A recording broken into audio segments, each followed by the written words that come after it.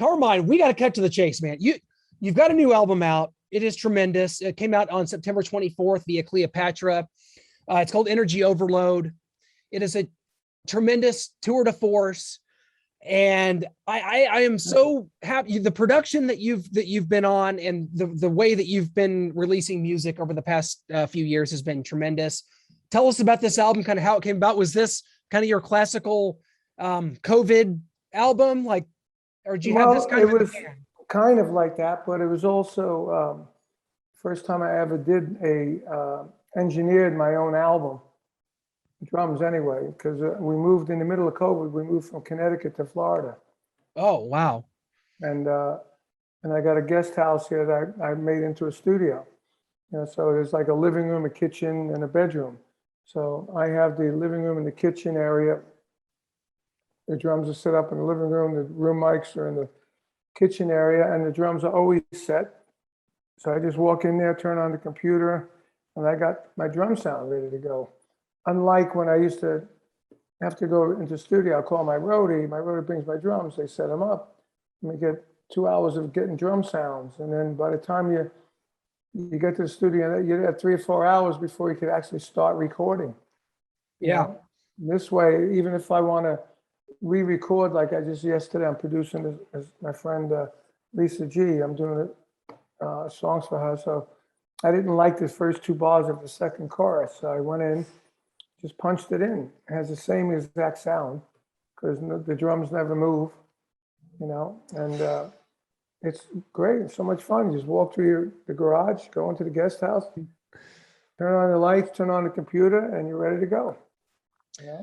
And now we have Energy Overload. Talk about, because this album, I feel like, for one, what was the thought process behind making this simply an instrumental album? And I say simply, not that it's simplistic, but what was the thought process behind it? Well, I mean, it was, excuse me.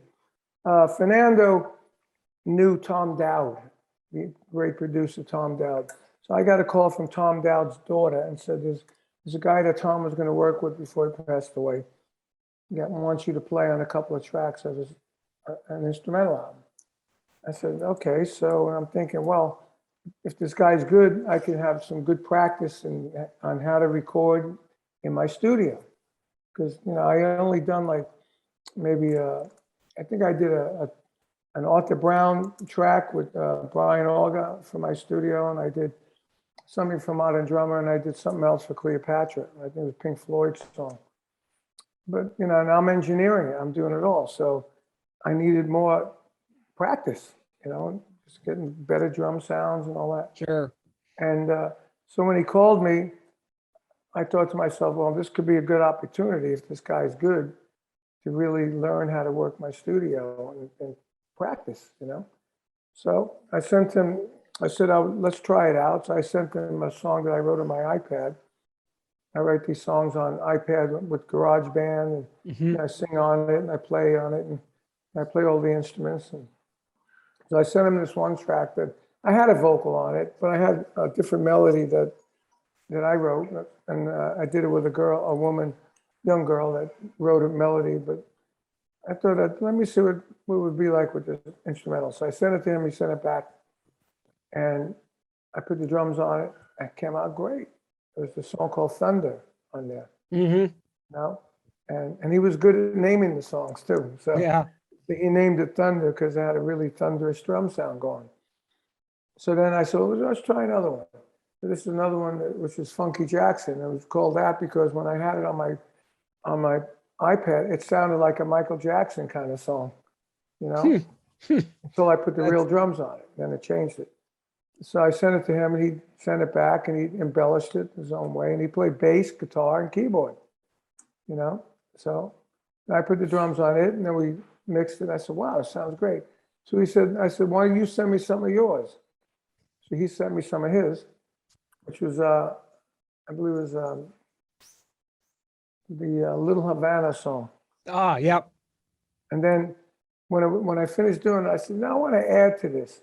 So I did a press roll, and then I went into this really fast double bass drum shuffle, like a Parchment Farm from Cactus or Hot for Teacher. and it was just drums. So I told him, look, I added this to it, so why don't you put some guitar and bass and see if that works, we can keep it. If it don't, we'll get rid of it. So he put some guitar and bass on it. It was awesome. Yeah. And I said, wow, this is good. So he said, yeah, it was great. He said, you know, the way you play drums, you do fills. When you do a fill, you do it right at the right spot where I can hear a chord change. And I said, well, look, I have some other drum tracks if you want to try it. So I sent him another drum track, and that track became Rocket to the Sun, which was the first video.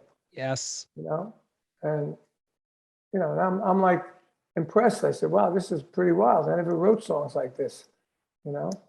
So we ended up doing 5 songs like that on the album.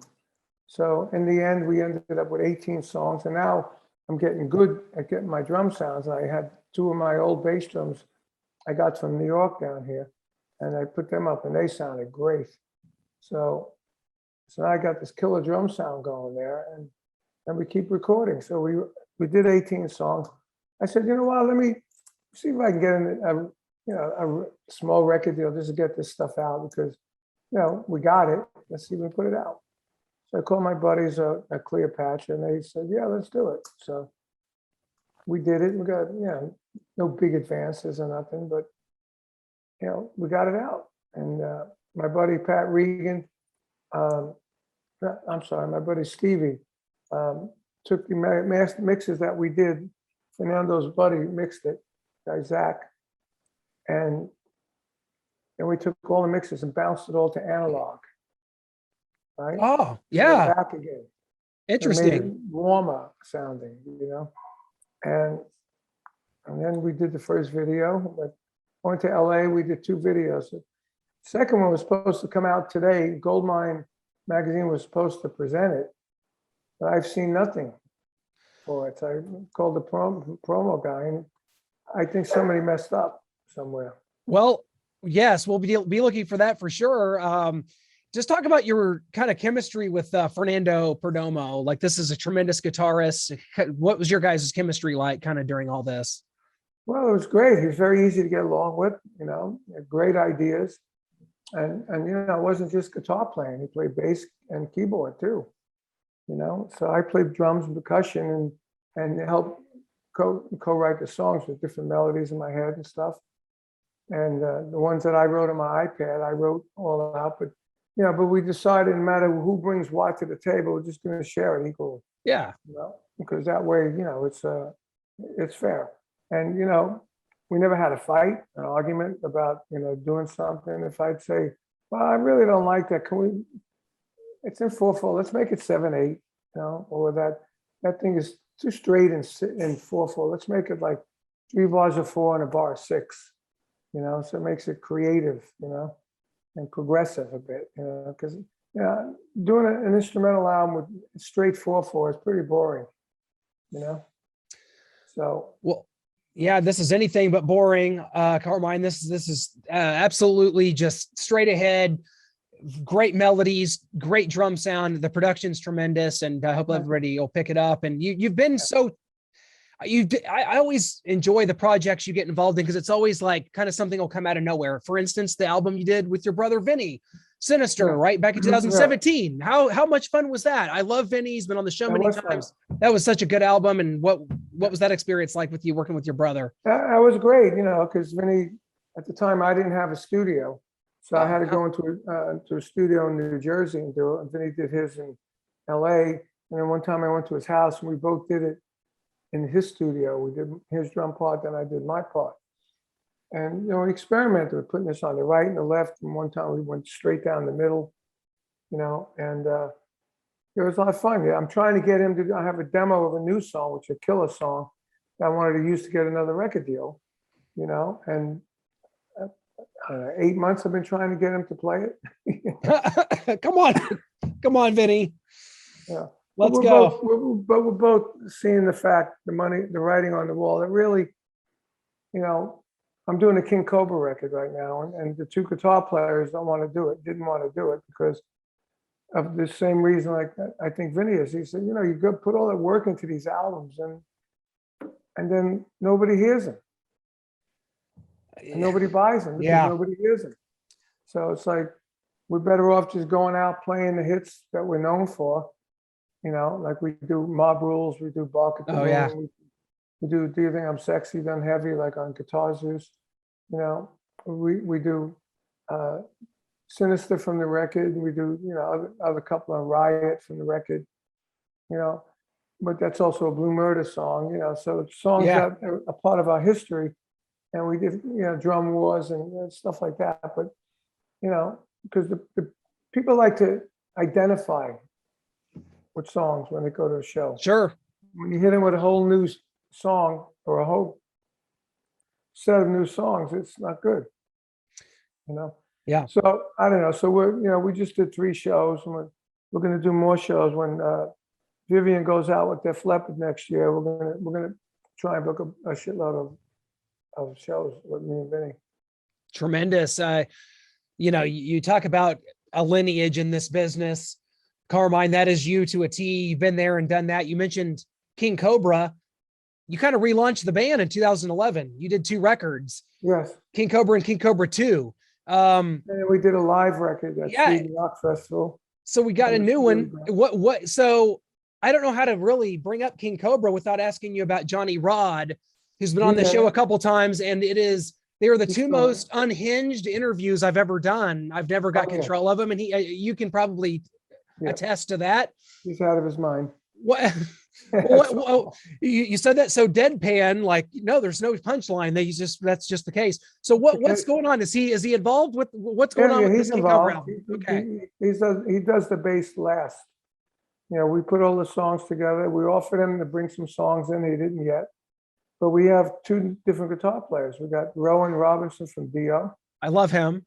And we got Carlos Cavazo from Quiet Riot. Holy, yeah.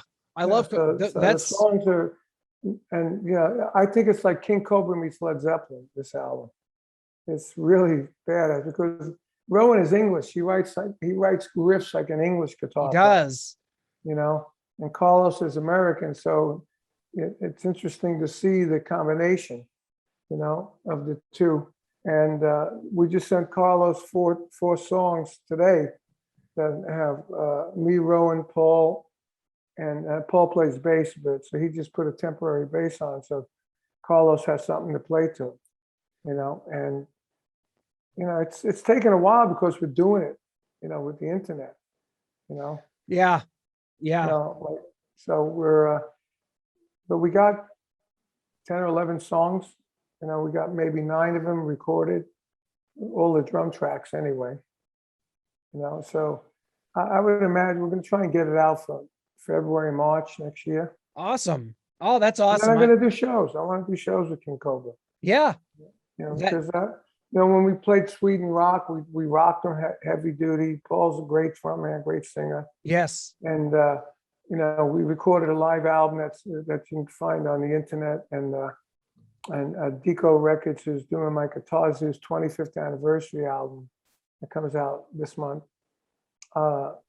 They released it on digital, and it's really a good record. A really great live record. We did all the big hits, Ready to Strike and Shadow Rider and Hunger and all that stuff. And then we did Iron Eagle, done heavier now. And then we did some stuff from the newer albums. And then we did a really great thing.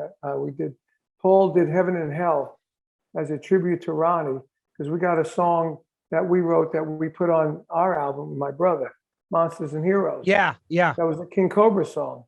And Paul wrote the lyrics. That's why he sang it on the record.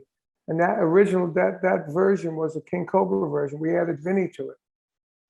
We gave that King Kobra version to Wendy Dio as a present for 5 years for her cancer fund, So with the cancer fund, then we got it back, and that's when I did it with Vinnie. So I said to Paul, got to do Monsters and Heroes, because our album was out already. Yeah. So we did Heaven and Hell, just with Paul and the audience, no music. And I'm like, sing me a song. That vocal. All that stuff. And right into Monsters and Heroes, which is about Ronnie. That's awesome. And so we had them singing both songs. It was awesome. What a So moment. that's a great moment. And and Paul worked with Ronnie. Ronnie managed him with Wendy. Ronnie produced the Rough Cut stuff. It's really close. Vinny played with him. Ronnie was like family to me. And on holidays, Ronnie used to come to our house. She had really nobody in LA. He was real close to my brother, real not close to me. So that's good. So we'll probably do that on a show coming up when we do shows. I can't wait for that to happen. I tell you, Carmine, when you interview someone like you, your accolades are so prodigious. And I look at this and you think about things like, you're in Rolling Stone magazine's 100 greatest drummers of all time. You've been named classic rock drummer of the year several times, modern rock drummers. Do the accolades, does it mean anything to you? Does it mean something to you to be recognized, or to you? Or are you so singularly focused on the music and moving forward that you it really does, because you know what? Everybody says, how come you guys ain't in the Rock and Roll Hall of Fame? I say, you know what? I don't really care. Because I got all these other things, the Heavy Metal Hall of Fame, the Rock Icon, this one, the Music Hall of Fame of Long Island, this one, that one, Modern Drum Hall of Fame, Guitar Center Legends. Rock and Roll Hall of Fame I don't really care. If we don't get in there, we don't get in there. I just said something about the Go-Go's being in there. They made it all over Blabbermouth and all these websites. Carmine Appice putting down the Rock and Roll Hall of Fame and saying, why are the Go-Go's in there? And really, why are they in there? Yeah, that could be said for so many artists every year. I'm baffled. I don't think Iron Maiden got in last year. No, Iron Maiden didn't get in. No, is Alice Cooper in? I don't think so. Yes, they did go in a few years ago with the original band. They play. Yeah, I think so. Okay, good. This is all within the last couple of years. They finally got. There's so many. Like Kiss went in finally. Van Halen. There's so many that just were on the outside. And I think even Deep Purple, after all these years, got in there, and David Coverdale was on hand, and Glenn. And I thought it was about influence. Of course. Now, who influenced Deep Purple? Well, Vanilla Fudge. Yeah. yeah, obviously. Yeah. Who influenced I can name 10 to 12 drummers right now. That you directly we influenced Styx, we influenced Yes, we influenced Rush. ELP, we influenced Rush. Yeah. Anybody that was doing progressive rock. Come on, we were like the first guys. Phil Collins, even, you could say, really. Genesis and Phil Collins. Yeah. Well, Phil Collins, when we played the Atlantic 40th anniversary, we came up the stage. Phil was right there behind the stage, and he came up to me and said, "You don't know how much influence you guys had on me." See, right there. So, like I said, I don't really care. Yeah, it's not going to change my life. It's not going to. All of a sudden, you're in the Rock Hall of Fame. Our price ain't going to go up. We're not going to draw any more people. No. More people are not going to buy our record. Even though we were in the Quentin Tarantino movie. Yeah, Once Upon a Time in Hollywood. And that's like that's a big deal. It quadrupled our royalties. If Tarantino puts you in one of his movies, that's gold right there, because he has such eclectic taste. It's like it's current. Yeah, it keeps. I just told the manager, I said, when we start doing more gigs, we got to put that in the advertising. Because a lot of people saw that movie and even bought their soundtrack or whatever and didn't know who it was in there doing that. You got to use whatever you have to promote. Come on. It's amazing how people find music. I see young kids that might find that YouTube clip of that from the movie, and that song's in it, and that's how they know the song is just not maybe they didn't even watch the movie. They found this YouTube clip from the movie with the song in it. Yeah, I think that YouTube clip has millions of hits. Yeah, exactly. And I do think that what that means, though, Carmine, is that this music, everything you've been a part of, is everlasting, and it never it will never go. It will never go away. And that's what you take from it, is the legacy is forever, man. Well, I'm happy because I have that. I have all this stuff I did with Rod Stewart. Are still classic. And even the one thing I did with Aussie, Bark at the Moon, is probably a great time for Aussie. It was, and all of it. And I was a big King Kobra fan from the movie soundtrack, Iron Eagle, and all that. And it's weird. You've existed in so many unbelievable moments and so many unbelievable bands and Vanilla Fudge. And I mean, you were out there and you're playing shows with the Doors and you were so influential. And yet your career has been, it's been so strange because, you know, you play with guys like Rod Stewart, Aussie, you do all these things. Paul Stanley, you were on the Paul Stanley solo record. A lot of people don't realize that. Yeah. And yet you've never been maybe like, since maybe Vanilla Fudge, like in a band that has been solidified, you know what I'm saying? So it's almost like you've done all these things and you continue to release material. Is that what keeping your eyes forward and releasing things and doing different things? Is that kind of what keeps you going? You know, I just want to play. Yeah. Well, that's simple enough, right? That's it. You know, I mean, whatever it takes, you know, and if, you know, when I joined Aussie, I wanted to stay there. I wanted to write songs. I wanted to help. They brought me in to help produce. On the first 500,000 of those Bark at the Moon albums, I'm listed as an associate producer, you know, which they wanted me to come in and produce the drum sound and better the drum sound. It was Tommy Aldridge. They said they didn't like what he played and they didn't like his drum sound. So they asked me to come in and I did the video playing to Tommy's drums. And then I did the tour and then they brought Tommy back because Sharon said my name was too big. We need more of a sideman. That's interesting. When you do look at the band over the years, you know, Rudy Sarzo's in there very momentarily. Jakey Lee, and it seems like when the name got as, you know, as identifiable as Aussie itself, the members would change. So maybe there was something to that. Well, I went in and it only took me 3 months. but Tommy Aldridge, I mean, what a heavy hitter he is. And Tommy done a lot of stuff, but Tommy's never done like, you know, he's never looked at as a individual artist that like doing his own albums and stuff like that. That's he's true. He's been a sideman to somebody. Maybe Black Oak, Arkansas days, but yes. That was the only time he was in a band then. Right. And then after that, he was a sideman as White Say White. Yep. You know, Nugent, he did Ted. You both did Ted. You both played with Ted, right? Yeah. Oh. I'm still good friends with Ted. I as well. And it was the summer wasn't the same without a Ted Nugent summer tour. So the world was on its side, and hopefully we get it back. Carmine, let's make sure that happens. Let's make sure we can get to see more shows from guys like you, from maybe some you and Vinnie, some King Kobra shows, anything else. We hope we get that coming up in 2022. We really hope we do, for sure. I tried last week. I was supposed to be doing 3 Cactus shows. There were so many things worked against it. I just said, you know what? Let's do it next year. Yeah. Yeah. You know, sure. We booked the gigs. Everyone said, fine. Then the singer says, I don't want to do it. I don't want to go out in COVID. Well, why don't you say that in the first place? Right. Yeah. Now we booked it and, you know, we worked everything out. We bought tickets and stuff. So I was going to bring another singer. Then the guitar player had carpal tunnel surgery and it was supposed to be okay. He's not okay.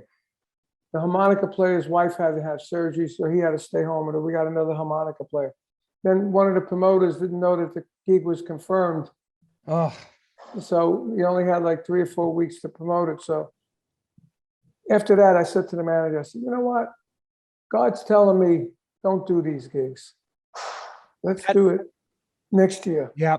Well, let's hope the stars align more together. Yes. The stars hopefully align to that. And before we let you go, Carmine, I got to again bring up the new album. It's called Energy Overload. It's via Cleopatra Records. You can check it out via your website, carmineappice.net.